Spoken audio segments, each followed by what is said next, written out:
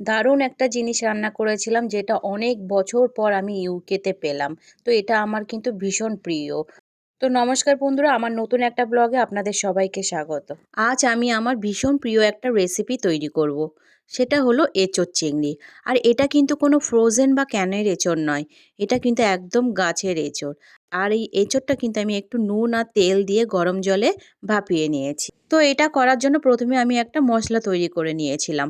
তো প্রথমেই নিয়েছিলাম রসুন পেস্ট, আদা পেস্ট, হলুদ গুঁড়ো, ধনে গুঁড়ো, জিরে গুঁড়ো, কাঁচা লঙ্কা কুচি আর একটু রং হওয়ার জন্য আমি নিয়েছিলাম কাশ্মীরি লঙ্কার গুঁড়ো। এবার এর মধ্যে একটু জল দিয়ে ভালো করে মিক্সড করে নিলাম। ব্যাস, এখন আমার এই মশলাটাও রেডি। এঁচোড় চিংড়ি করার জন্য আমি নিয়েছি ছোট ছোট করে কেটে রাখা আলু, কুচি করে রাখা টমেটো, পেঁয়াজ আর আমার কাছে একদম অল্প কয়েকটা চিংড়ি মাছ ছিল, সেগুলোকেই আমি ছোট ছোট করে কেটে নিয়েছি। আর এই এঁচোড় চিংড়ি করার জন্য আমি এগুলো ফোড়ন দেবো।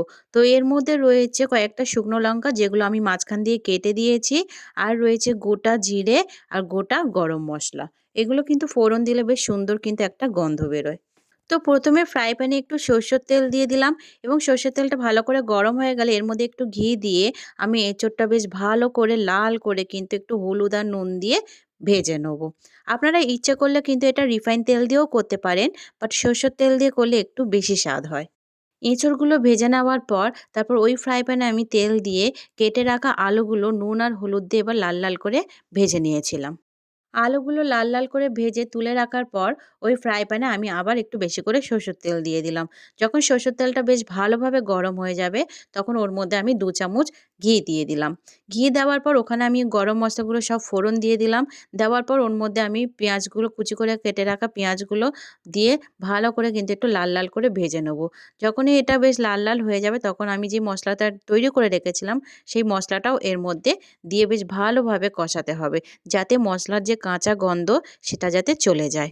এই মশলাটা যখন কষাচ্ছিলাম তখনই কিন্তু সেই কুচি করে কেটে রাখা যে চিংড়ি মাছগুলো ছিল সেগুলো এই মশলার মধ্যে দিয়ে দিয়েছিলাম, যাতে এগুলোও বেশ সুন্দরভাবে ভাজা হয়ে যায়। এবার ৫-১০ মিনিটের জন্য একটু গ্যাসটা ছোট করে ঢাকনা দিয়ে রাখবো, যাতে চিংড়ি মাছটাও একটু সেদ্ধ হয় আর মশলাটাও বেশ যেন ভালোভাবে ভাজা হয়। তো কিছুক্ষণ পর ঢাকনা উঠিয়ে এর মধ্যে কুচি করে রাখা টমেটো দিয়ে দিলাম এবং এর মধ্যে অল্প করে নুন দিয়ে ভালো করে নাড়িয়ে চাড়িয়ে আবার একটু ঢাকনা দিয়ে দিলাম, যাতে টমেটোগুলো বেশ ভালোভাবে সেদ্ধ হয়ে যায়। ৫-১০ মিনিট পর যখন দেখলাম যে টমেটোগুলো একদম নরম হয়ে গেছে, তারপর এর মধ্যে দিয়ে দিলাম ভেজে রাখা এঁচোড়।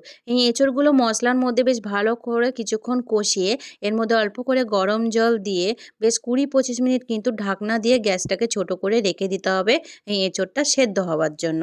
যখন দেখলাম যে এঁচোড়টা বেশ একটু নরম হয়ে গেছে, তারপর এর মধ্যে দিয়ে দিলাম ভেজে রাখা আলু এবং এই আলুটা দিয়েও একটু নাড়াচাড়া করে এটাকেও কিন্তু ১০-১৫ মিনিট একটু ঢাকনা দিয়ে রাখলাম আলুটা সেদ্ধ হওয়ার জন্য। তো ১০-১৫ মিনিট পর ঢাকনা উঠিয়ে দেখলাম যে এঁচোড় আর আলু খুবই ভালোভাবে সেদ্ধ হয়ে গেছে।